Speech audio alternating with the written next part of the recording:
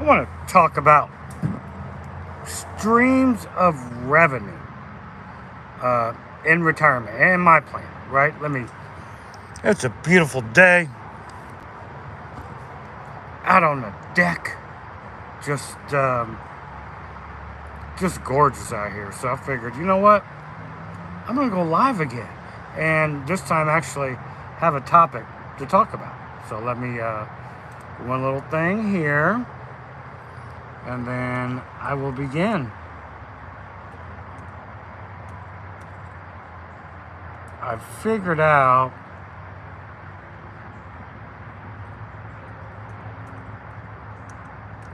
hold on one second.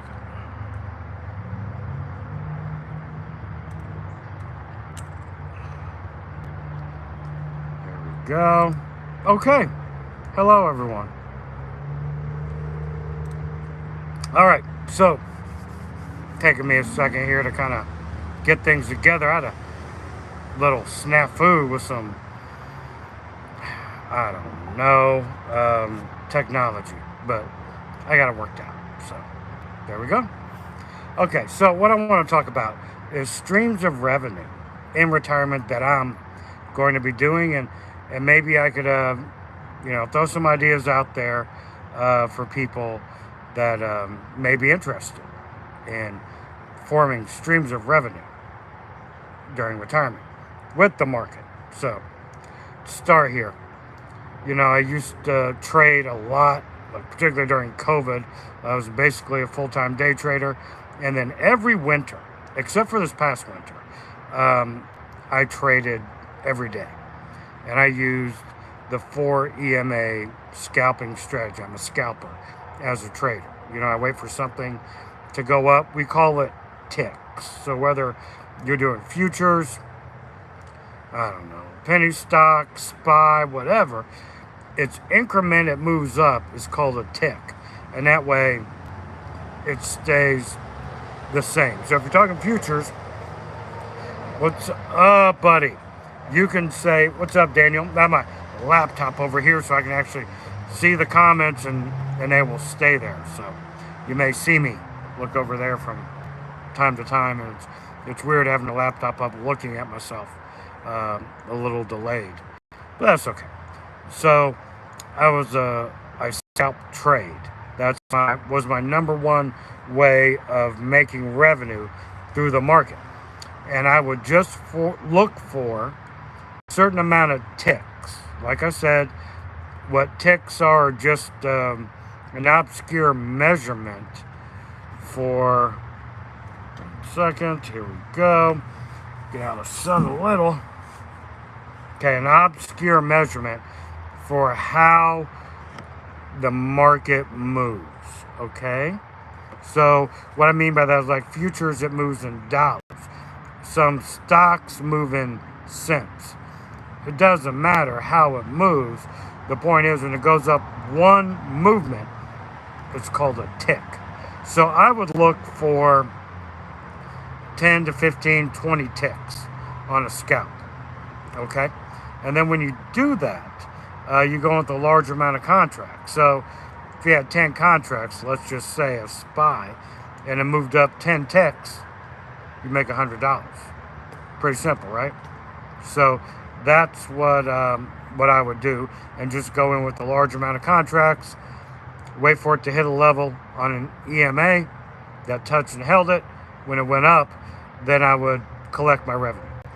Problem with scalping, and why I didn't do it this winter, even though I've done it for years past, and why I'm not going to do it that much in the future to create revenue in retirement, is you got to be by your computer the whole doggone time. You got to wait for a trend to develop, and then when a trend develops, you have to wait for your setup. So it's a very technical way of scalping, but it's extremely accurate. Why is it accurate? Because you have to wait for a trend, and then you got to wait for your setup. So you have all these things working in your favor. But the issue is, you got to be by your computer all the time. I don't want to be a full-time trader, which means sit chained to my computer 8 hours a day. I don't want to do that with my life. So I will only scalp during times of when I'm bored or if I see a big trend. I mean, I don't want to be like on the side of the Grand Canyon. And oh, my setup is there, Christy. Now we got to go back to the trailer, the travel trailer, or the mobile home, right? And go sit in there and let me scalp out for a couple hours. I don't want to do that. So I will only scalp various few times. But if that's something you want to do, and you're fine with hanging out at home and working from home and being by the computer, scalping may be a great way for you to make additional revenue. You know, particularly if in retirement, if you're not traveling or got a bunch of stuff you want to do. So for me, scalping is one way I'll make revenue during retirement, but I won't do it too much. Now, the wheel strategy is something I've done for a very long time, and will continue to do that in retirement because it's something I can just like look at my phone at. I don't need to be by a computer and wait for a setup and then wait for the target and then hit it. And then when it goes up real fast, sell it. I don't have to do that with the wheel. So I will be doing the wheel. I haven't done it in a while. Well, I haven't done it, let's say, at least on TSLL, which is one of my favorite wheel stocks for the past year. It's just that with Tesla having so many issues and constantly going down, running the wheel on something that's constantly going down can be problematic because you're selling puts to get into the wheel, right? And then you'll get assigned, and then the thing keeps tanking, and it makes it difficult at times to sell calls to get money. So you're always better if you're doing the wheel. What's up? Hey, I'm talking about the wheel, Retire on Dividends, and TSLL. Thank you for joining in. So when you're doing the wheel, it's always best for you to try to make money from the wheel strategy is to find something that's going up. And yeah, TSLL is great, but why I left it and haven't done it in a while is because just like Tesla, it's on a constant downtrend. All we're having are higher lows, right? No, lower highs, lower lows. Okay, there we go.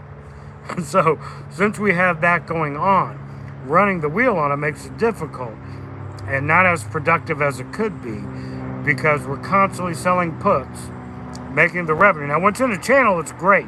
Like when Tesla is in the 160 to 180 channel, running the wheel on TSLL is brilliant. It's fantastic. It's wonderful. But once you start breaking out of the channel and it goes lower, what's up, Mike? We're constantly selling puts, getting assigned, and then the share price keeps dropping, and it makes it difficult at times to sell calls to make the revenue. So for me, wheeling, it is important that I'm finding something that is uptrending, right? So I can continually make the revenue. Or something that stays in a channel for a very long period. Like Ford is just one of my favorite wheel stocks. You know, it's not very volatile, not a ton of premium, but it's extremely consistent. Week in, or 2 weeks in, 2 weeks out, whatever, month in, month out, however you want to run your options on that. It's very, very consistent, which for me, and when you're retired, I think, is better because it's more consistent revenue. You know, it really sucks going into retirement. And when you're wheeling and having to hold the doggone thing as it keeps dropping and dropping, and you're not making the revenue that you were hoping you would make, or worst case, that you need in retirement, and the thing keeps tanking, and you cannot sell calls.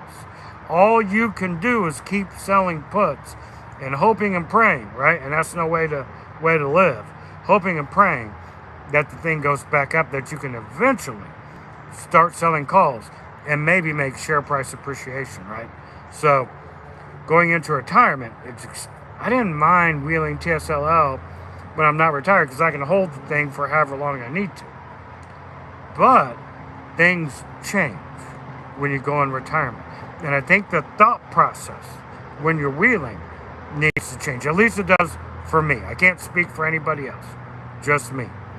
So what I'm going to do is be wheeling stocks. Like I said, I'm going to be scalping just a little.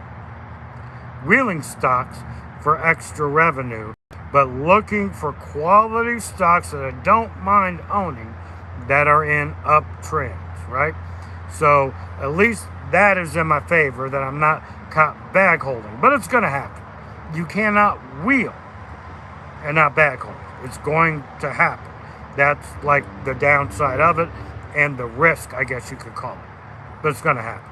So to lessen those odds, what you do is retire on options, baby. What you do is look for the uptrending quality.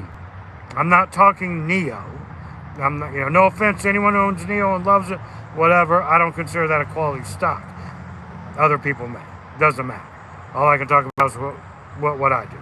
So, quality, uptrending stock, wheel that. That gives you the best opportunity to make consistent revenue. Now, like our buddy retiring dividends, he's wheeling TSLL. I did it for a long time. He needs the revenue. I don't want to divulge too much of his life, but he said it. His wife isn't working, and I know he's working on his options, trying to hone that skill in. But I think maybe even his thought process would change when he goes into retirement. He's like, man, I can't be bag holding these things. But right now it's cool because Tesla's in the trend. TSLL is in a channel. Tesla's in a channel. TSL in a channel. It's great. But if we start breaking down out of the channel and go down to lower lows, it will be a problem. But not for him because he's still working and my boy can hold it. Right, Mark? You can hold it, baby. You can hold it. You'll be fine. But if you need the consistent revenue, you may have to look elsewhere. So, and then just general stock trading is another way I'm going to make revenue through the market during my retirement. See, I've been building up for this for a couple of years and figuring out how we're going to do it. And so the plan is like being set in motion. First stage of the plan, use all this money that we can muster from this year's food business and pile it in to the dividend stocks that I think, high yield dividends. I'm not talking JEPY or JEPQ. Those are great, just not enough. It would take me another 2 years to make enough revenue from the food business where I could live comfortably off those things, right? So what I consider quality high yield dividend stocks that will hold their share price so I can pull the dividends out as much as possible. So that's the first phase, piling the money in, which is what we're doing week in and week out. Now, since we're going 7 days a week, with baseball going 7 days a week, with league play, softball going 7 days a week with league play at various locations, there's money coming in every single night. Gets we keep the cash at home, whatever. I'm not going to talk about the cash. And then the debit credit cards go right into my account, and I'm pulling the majority daily, just putting them right into the Schwab. Next day, debit's there from the previous day's sales, like my sound, right in the Schwab. So, but unfortunately, the market's ripping up, so I'm not buying much right now. I'm just holding, waiting, building cash for the inevitable pullback, which hopefully happens soon. Another way we're going to generate revenues, we're going to do it from dividends, the wheel, streams of revenue from scalping, and general stock swing trading, which I love swing trading as well. I think it's really important to be diverse, not only in a few stocks that you may want to own, depending how diverse you want to be, but diverse in your tool belt so you can find other ways to generate money. And I swing trade things like SPY, I swing trade IWM, I swing trade QQQ. I'll swing trade Apple, Microsoft, anything super, super high quality that it's like blue chip, top of the blue chip. I will swing those. Now, you ain't going to make a ton off those because it costs so much to get in them. But still, if you're fairly decent at swing trading, 60% win rate is definitely achievable.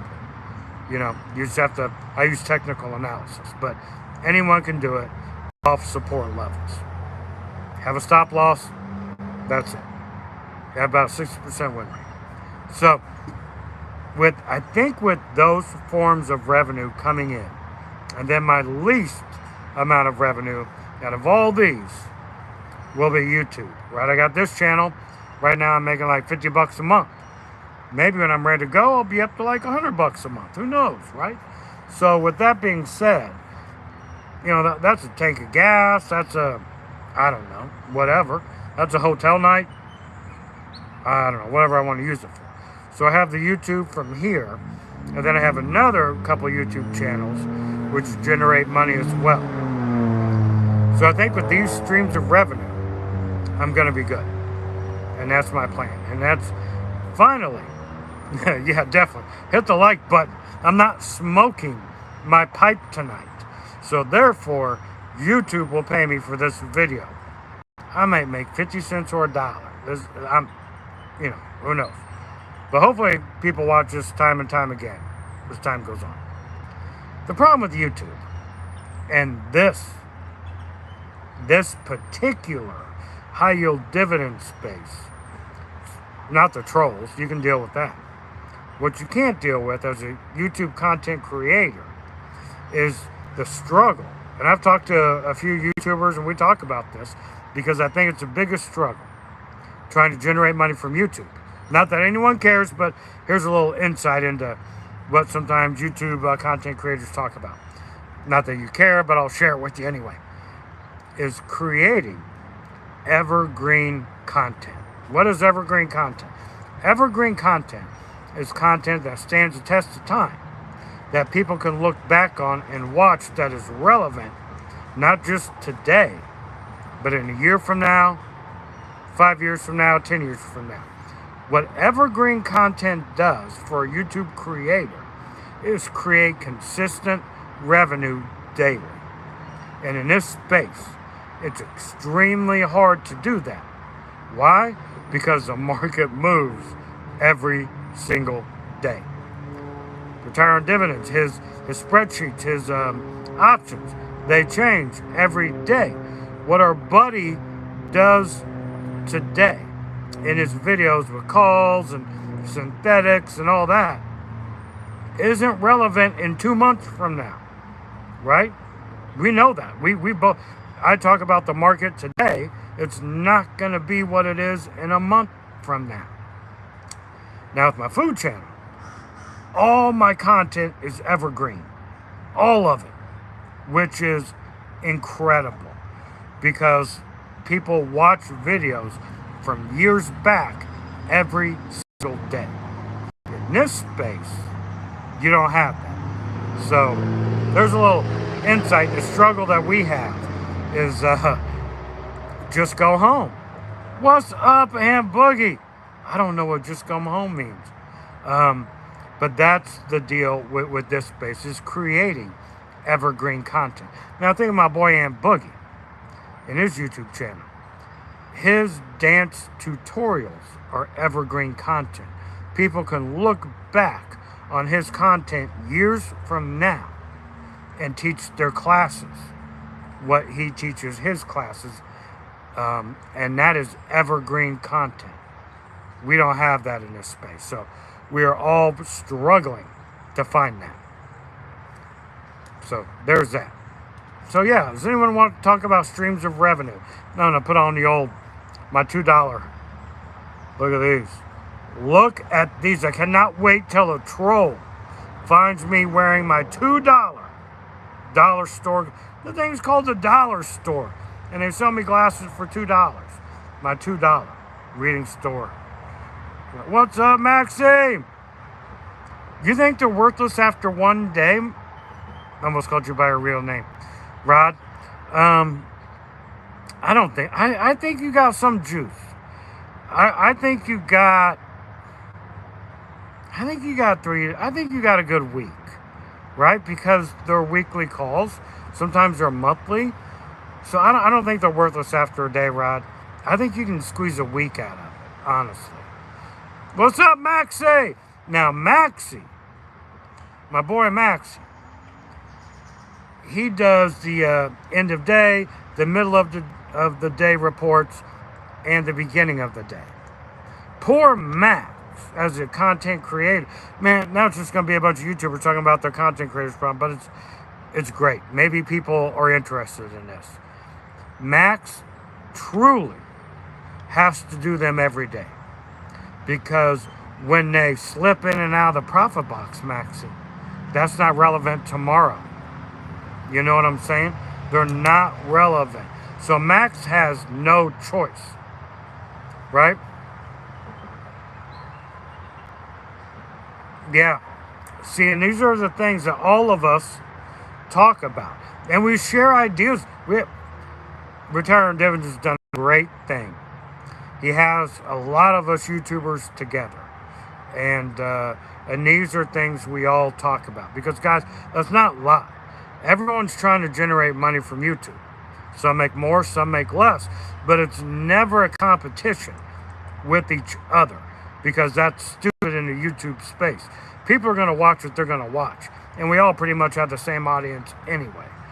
So we collaborate a lot. You guys have seen Max and I doing podcasts together. Max wants to do them. Unfortunately, my life is crazy with the concession stands open 7 days a week. Like, if I get a call that someone gets sick right now, I have to go to one of my locations. I can't be committed to anything right now. Luckily, Anthony, my youngest, Philip, my oldest, Christy, my wife, are all out managing separate locations. And I'm home. I mean, boys, I'm home. My job is to stay up till 2 o'clock in the morning doing paperwork. I will gladly take that job.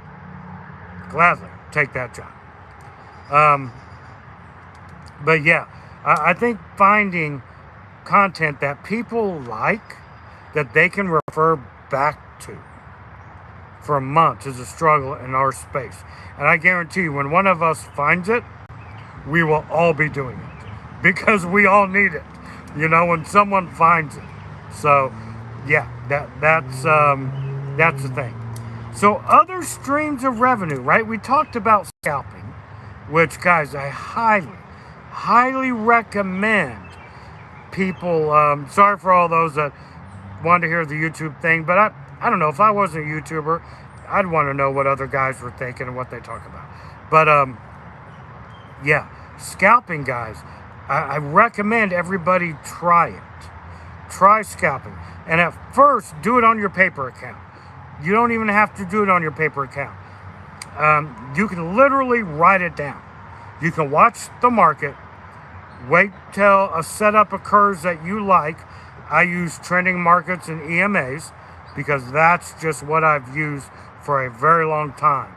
So I'm extremely comfortable with it and talking about it and having success with it, right? So I'm and losses, of course, because you cannot trade without losses. But the great thing about scalping is you're in and out in 2 minutes. There would have to be an atom bomb dropped right this minute. You know what I'm saying? Something dramatic would have to happen. Your market exposure when you're scalping is 2 minutes. So that risk is basically off the table of anything market related, which is why I like it better than swing trading. So scalping, your market exposure is extremely small. Another reason I love scalping is because the trend is your friend. And if you scalp with a trend, that already boosts your win rate. Particularly if you're scalping like during the day, right? The trend is going up. Big money is behind the trend. You're not trying to be a whale. You're just trying to back in. Is that a beer? I don't know what YouTube would say. I'm just going to say it's a...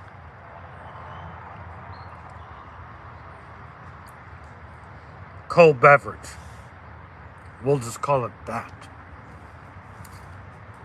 A sudsy cold beverage. So, I mean, it's a beautiful day on the deck. My wife and family are all out working various locations, and I'm home. I have no choice. I have no choice, Rod, but to sit on the deck, make a video, and have a cold adult beverage. I got no choice. So back to scalping. And I'm hanging out with my boys. So what's better? It's no different than if we were hanging out here on the deck by the fire pit. Max doesn't drink, which is good. My boy Max, I would have him as seltzer. I would have him, whatever he wanted. Me and Rod would be tearing it up. That way Max could stay in control of all of us. We need someone. I don't know what the sun looks like to you, but it's beating in on my peripheral.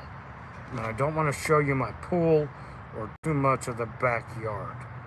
You never know with these people, right? So anyway, scalping is great. I recommend everybody give it a go, okay? Scalp with the trend. I use EMAs during an uptrend. I use a 1 minute chart. I put a stop loss under whatever EMA I'm looking at. And it looks, typically I'm looking at a 10 tick stop loss. And I'm looking for a 15 tick to 20 tick win. Okay? Why do I do that? That puts a 1.5 or 2-to-1 risk reward.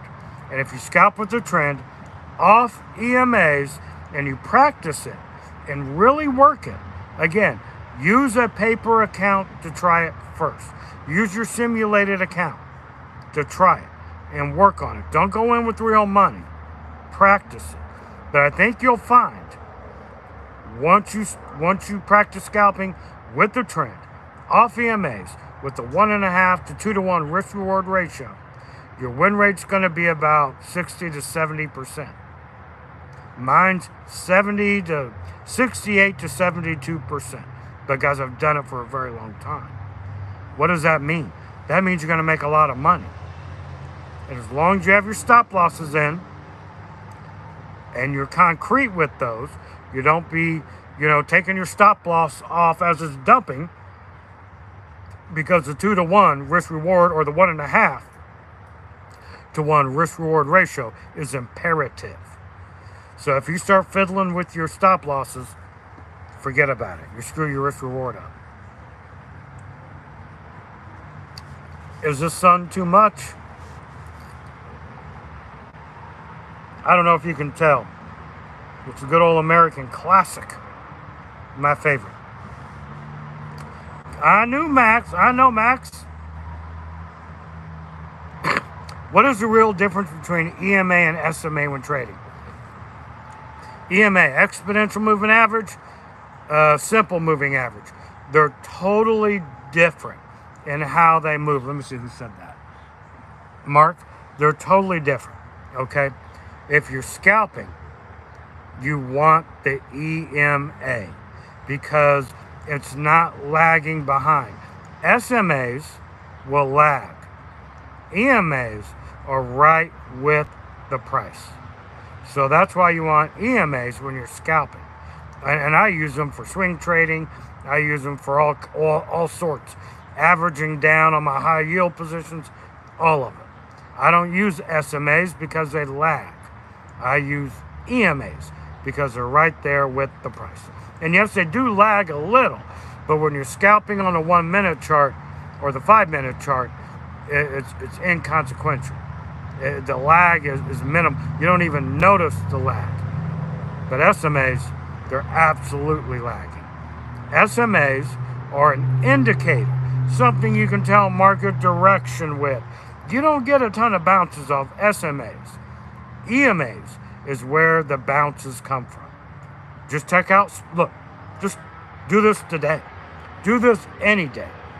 Pull up SPY, SPY, the 1 minute chart today. Okay? Put up your 4 EMAs. Look how many times it bounces off an EMA throughout the day. Many, many times, as long as there's a trend. If it's trading flat, the EMAs are all mixed up and tangled, and they look like spaghetti. You don't want that. You want them in a trend where all four are moving in the same direction, up or down. If it's down, you're buying puts. If it's going up, you're buying calls. I buy at the money call 0 DTE because I'm in the thing for 2 minutes tops. Usually, right? So the theta doesn't affect you because you're in and out. So I mean, someone's going to say, Mike, the theta definitely affects you, guys. It's so minimal, because you're in for 2 minutes. So the theta on 0 DTEs when you're scalping is the way to go. And you do in the money if you have enough, because they're like $150 a contract. If you don't have enough, you go at the money. And they're like anywhere from $60 to $80 on SPY. What did Maxie say?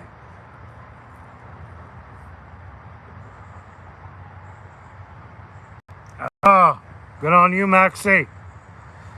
So that's why I found it so effective to trade the scalp with the EMAs.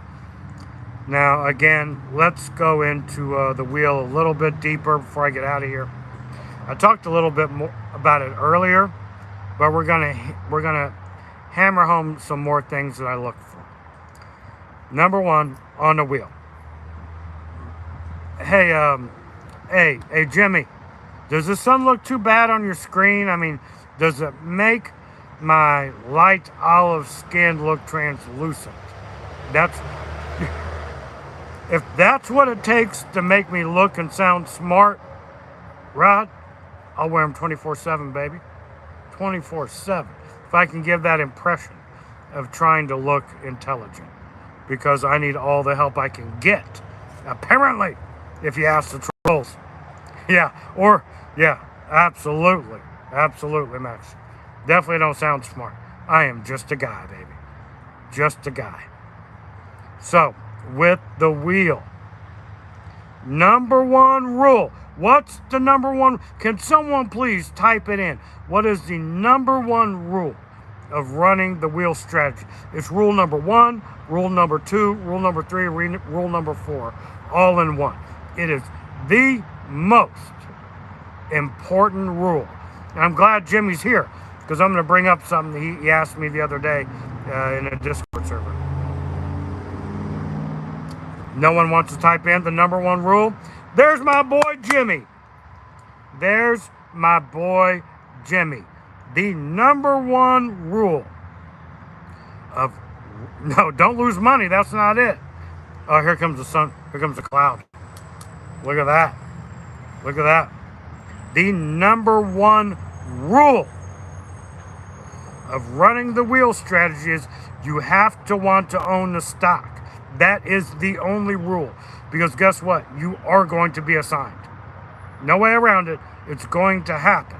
And if you do not want to own that stock, do not run the wheel on it. Find something you want to own. Even if the premium isn't there. Here's another thing. Chasing premium is extremely dangerous. And let me talk about this. Jimmy, is it okay with you if I bring up the situation we were talking about a few days ago? About premium and getting assigned. And the different levels you were looking at. And what I told you. So, if that's okay, can I bring it up, Jimmy? Thank you. Let me put this on so I look smart. Okay. The thing about the wheel, number one, you have to want to own the shares. Number 2, if you chase the yield on the put you're selling initially, right? That's a problem. Because Jimmy asked me, he goes, hey, Mike, I got these 2 strikes I can choose from. And his question, in his statement, question, whatever, was, I want to do this one because I'll get more premium, but I really don't want to be assigned there. Then he had another option, less premium. Didn't care about getting assigned there. Which one do you think is the best option? The one you don't want to be assigned at. Yeah, that's right, baby. The glasses make you listen. And, or the one that you don't mind getting assigned at. Number 2, because this is the way the market works. I have no freaking clue how it does this, how it reads your mind. You're gonna put in for the put, to sell the put, to try and squeeze more juice. You're thinking, man, I do not want to get assigned here. I'm not comfortable with it, but I want the premium. I don't know how the market knows this. It's gonna hit that first one. It's going to hit the first one every single time. And you're going to be like, why did I do that? Because you're going to get assigned. The market's cruel, baby. It knows you do not want to be assigned there. So what's it going to do? It's going to assign you there. I don't know why it does it. To me, it's like 100% of the freaking time that happens with me. Very rarely do I risk it and try to get more premium, and it doesn't hit it. It's like, they read my mind every time. It's like, Mike, I knew you didn't want to be assigned there. So guess what? We're going to make sure you get assigned there. And inevitably, it never falls down to the one that was with safer premium, less premium, that I would have collected for free, basically, right? So, with that saying, it's okay to miss on some of the premium. Oh, you can't hear me? Mark? I'm sorry, man. Hopefully it's not me. Hopefully it's all them wonderful, beautiful children you got running around the crib. Hopefully it is not me, because it could be. I'm outside. I don't have a Wi-Fi extender on the deck. I should. I never thought I'd be doing this. So, yeah. Oh, that's my granddaughter's favorite doll. I think it's back at her house. Okay. So we got rule number 1 covered. Rule number 2, don't chase premium. Okay? It's at her house. She took it back home. It hasn't been here in a while. With Miss Piggy. She took it back home. It's her favorite. So, it don't stay here. She just got to stay the night that night, Jimmy, when I was talking about whatever. I don't even remember that video. Rule number 3. On the way back up, you got 2 options. 1, you can sell for break even, collect the most premium, right? But not get any share price appreciation. The other part of it is you can push the premium out a little bit further and try to get some share price appreciation, but it may never hit that level, and you just do it all over again the next week, month, however you run your options, however you do it. So there are 2 schools of thought here.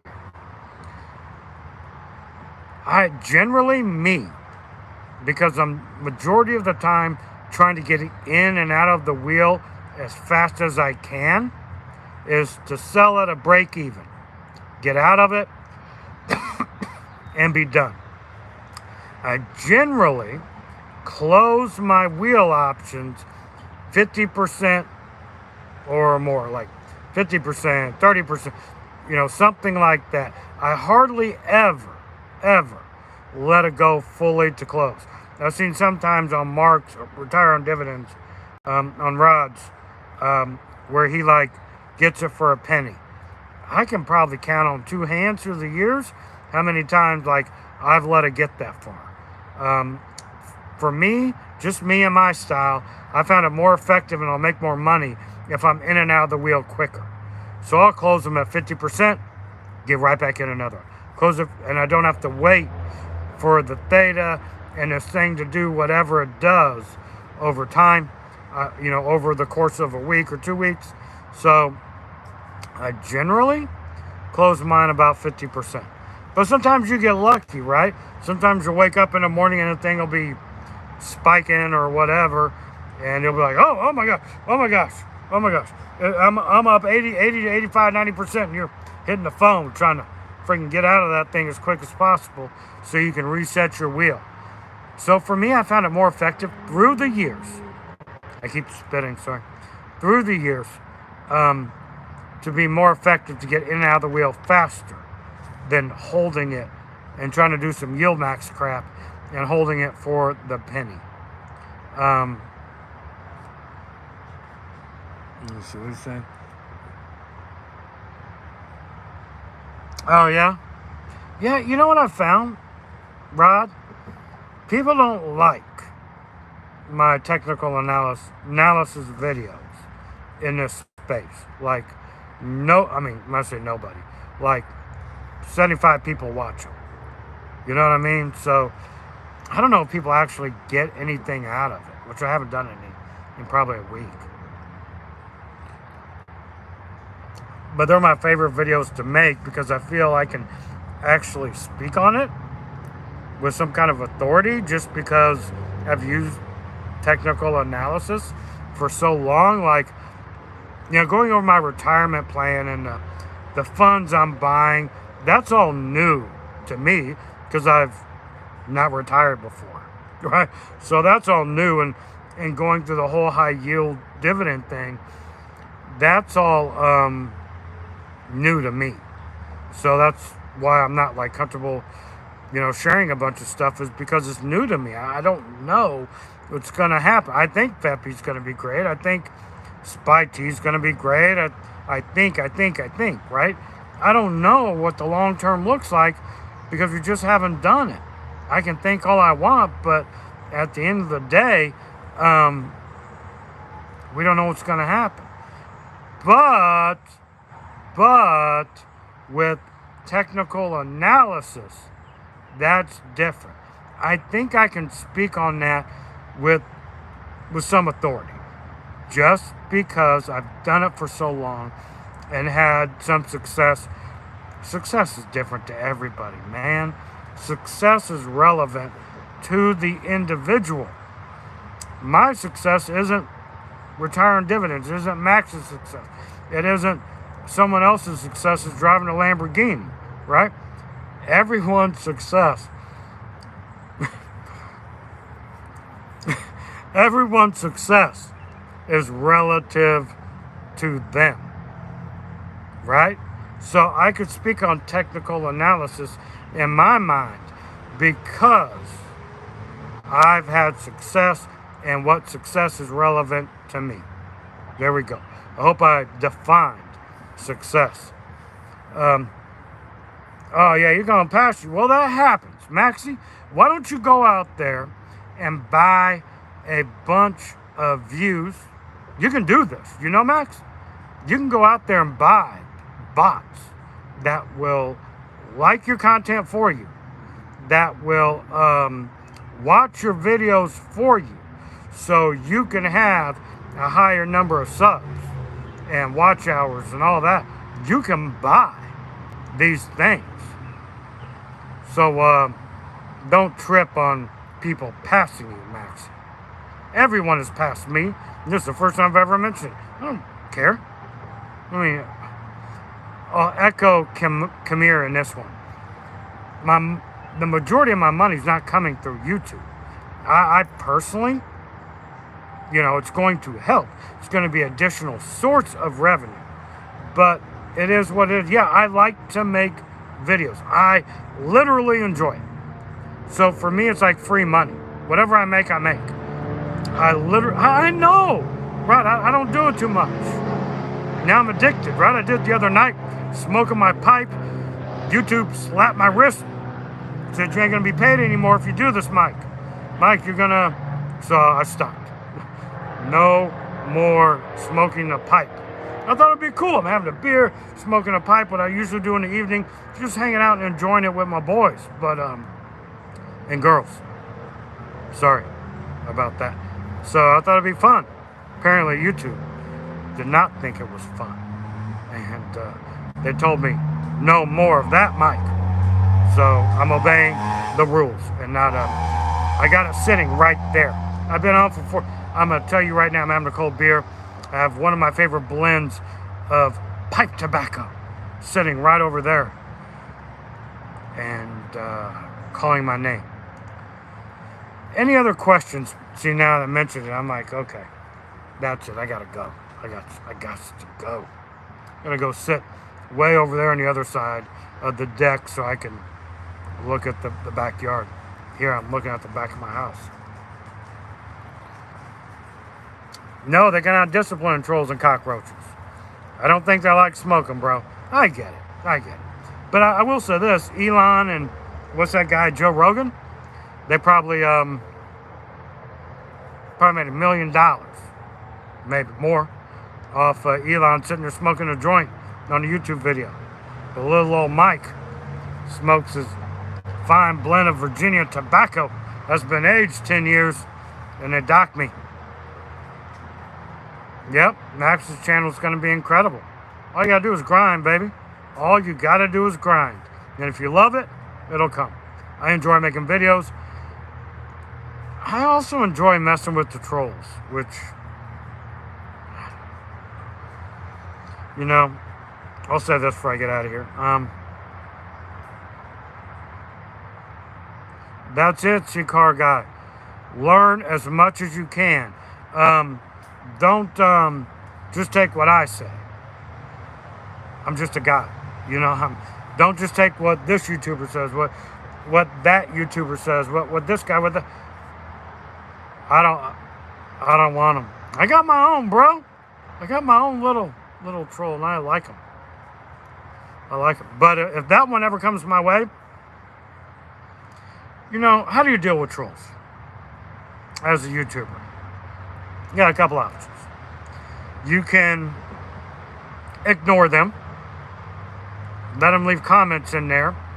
Ignore them and hope that they go away. But do they poison the rest of the comments?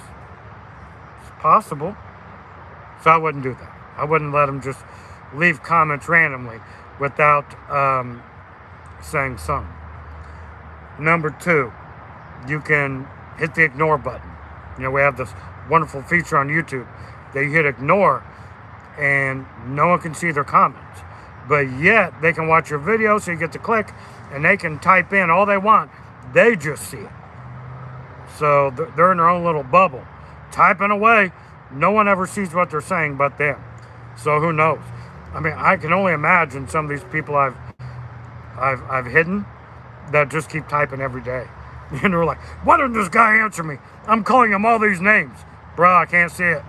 I don't care. I can't see it.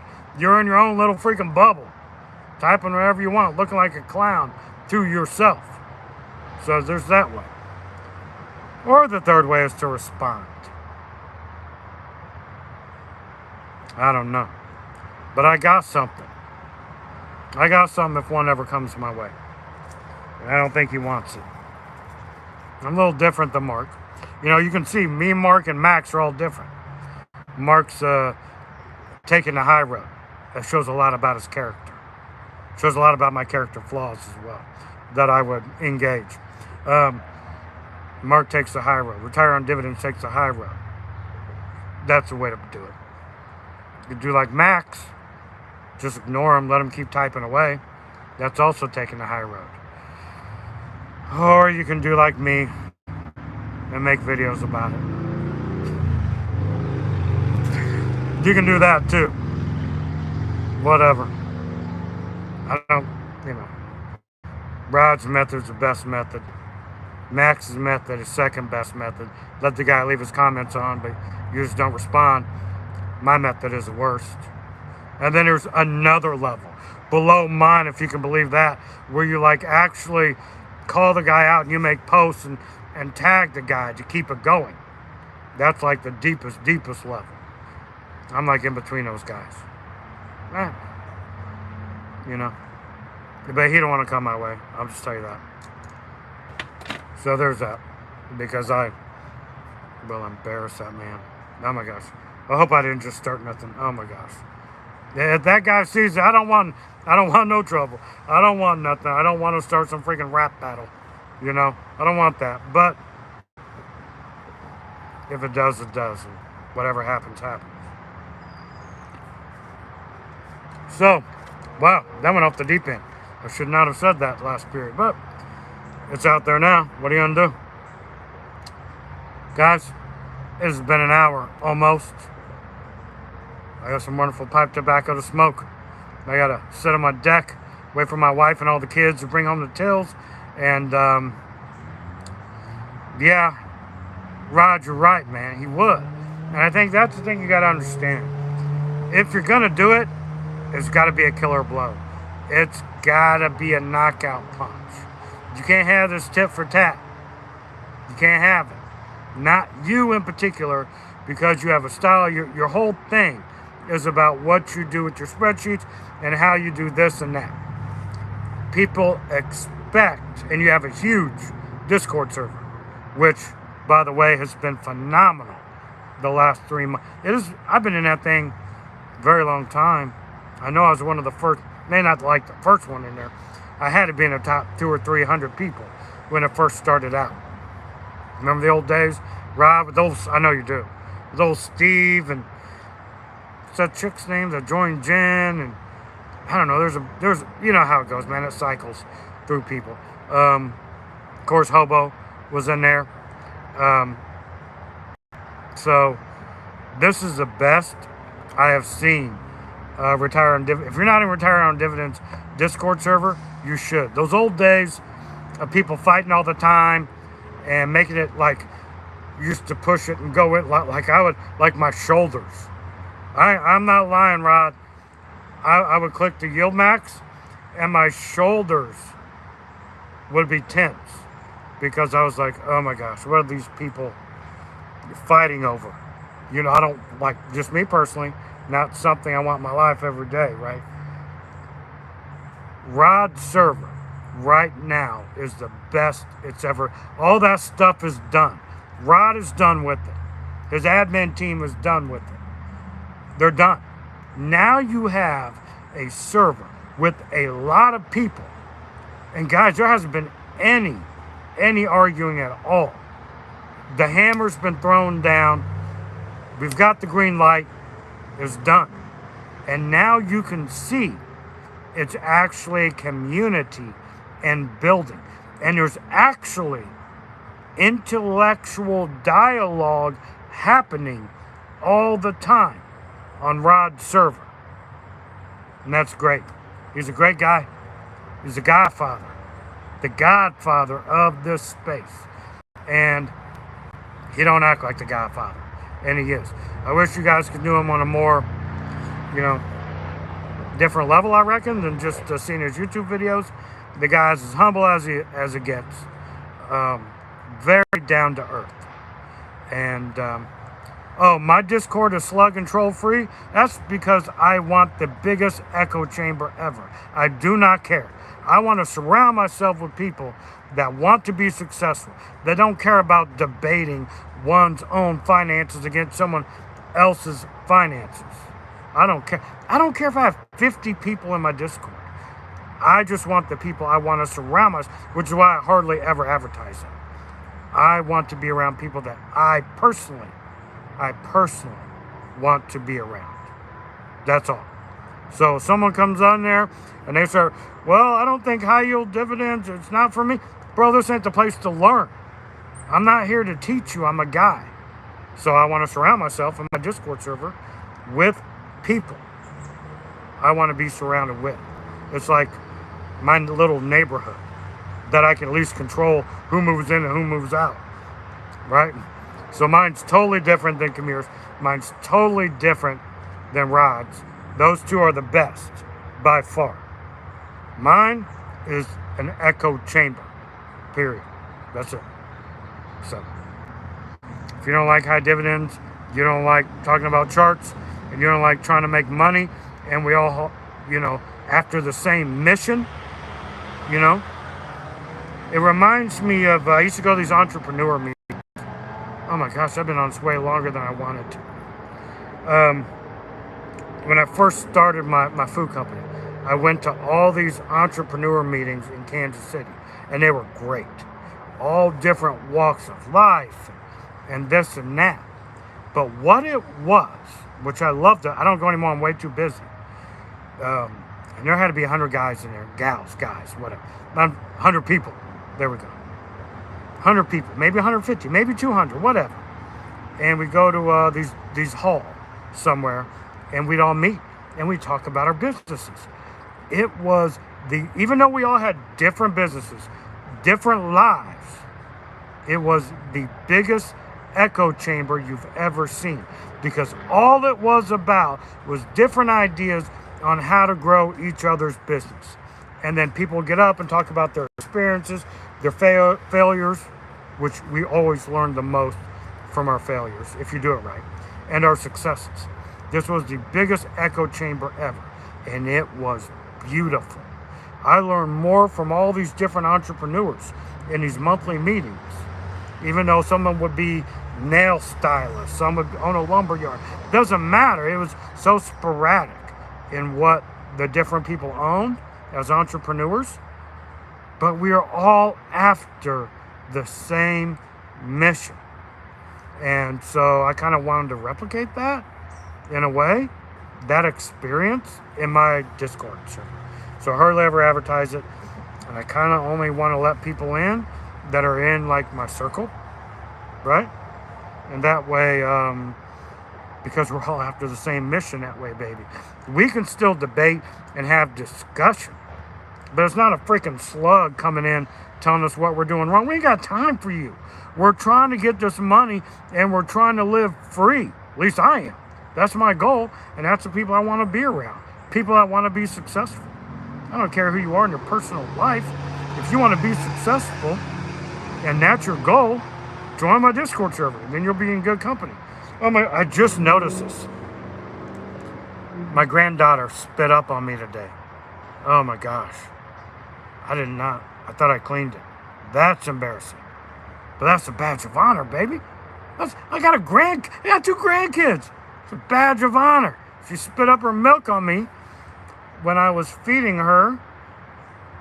And I think Jimmy was like tagging me in Discord, but I couldn't do nothing about it. I'm holding my baby, and I put her up to burp her, and she spit up on me, and I just realized, wow, I could call that embarrassing. I got grandkids, baby. That's wonderful. That's beautiful. To you, that might look gross.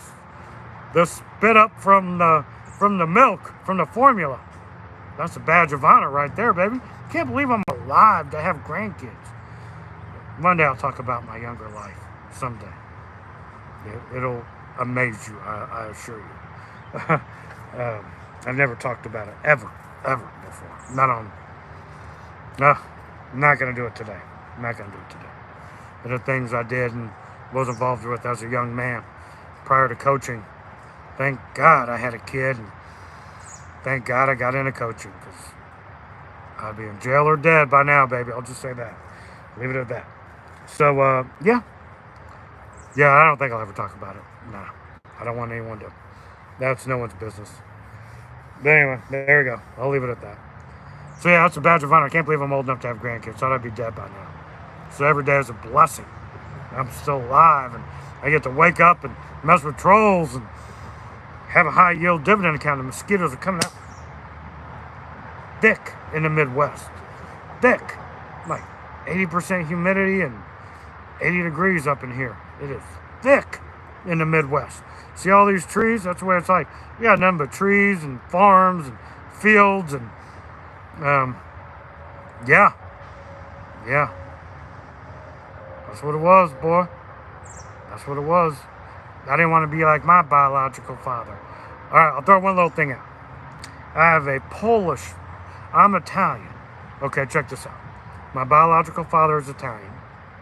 My mom is half Italian, half Irish. So my grandfather was Irish. My grandmother's Italian. On my mom's side. My biological father, full-blooded Italian. He got in some issues. Went to jail. Ended up dying when I was a young kid. Not hardly knew the guy. So don't be like, oh, I'm sorry. I was like 2. I didn't know the guy. Okay? My mom remarried. So I grew up fatherless from like 2 to 10. And then about 10, this man named George, and I'm not going to say my last name on here. If you're in a Facebook group or whatever, you'll know that. This guy named George came in and was great to my mother and me. Took her in knowing she had a bad little boy named Mike. Mikey Joseph. My biological father's name is Joe Mike. My name is just reverse. Michael Joseph. And so he came in and took over this lady, my mom, half Italian, half Irish, crazy as hell. I love you, Mama. So I know she watches all my videos of anything I do. I love you, Mom. Sorry I couldn't get out there this week. I had Sophia and Michael. I promise I'll get out there this week. Couldn't do it. Sorry. I sent you a text, you know that. But just in case you didn't see the text, now you know, Mom. My mom's probably watching right now. Isn't that crazy? Like, my mom watches all my stuff. She doesn't leave comments. Thank God. That'd be embarrassing.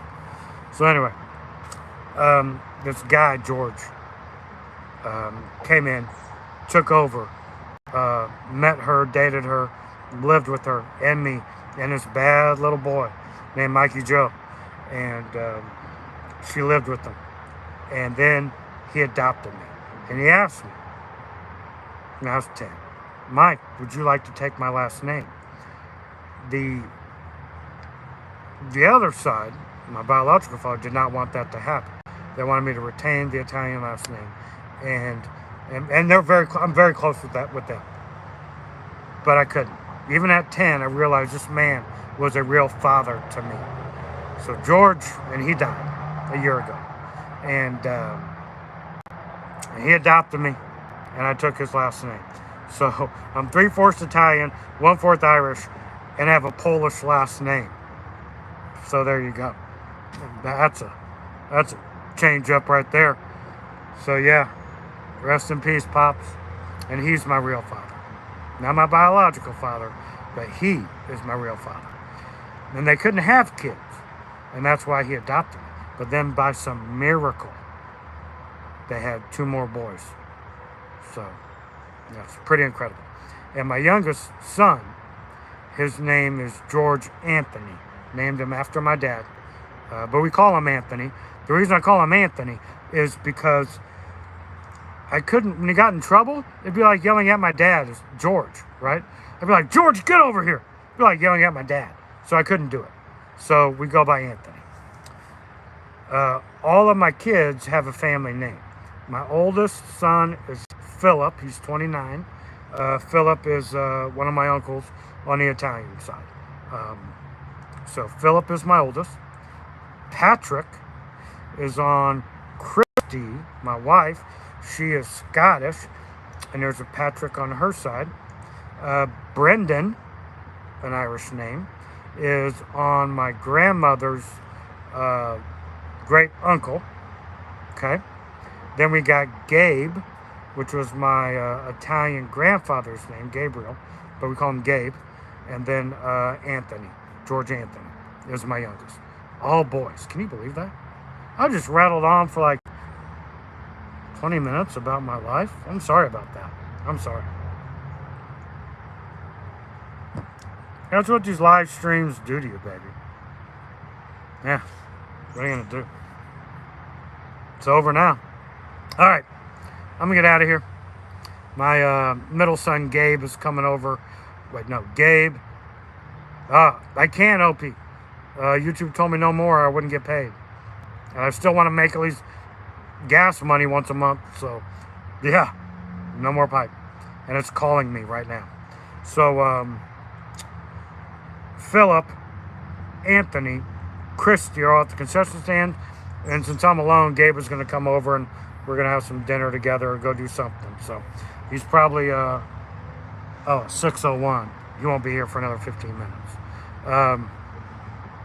So yeah.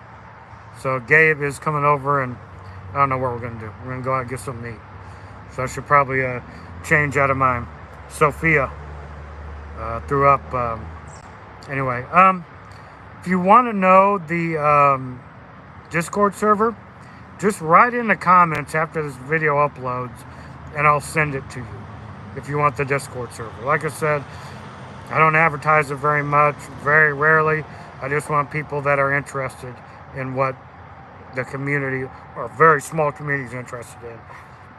And that is trying to live free. And talking about that and different things people are doing to go through that, and different businesses people are in, which is great. So that's it for me. Oh, I'm glad you liked it. I hope I didn't bore you, Rod. You know, you're getting these lives, man.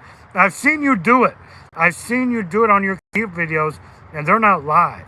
But I've seen it happen to you where you're just like, start talking about something and keep going, which is why your commute videos are my absolute favorite that you do.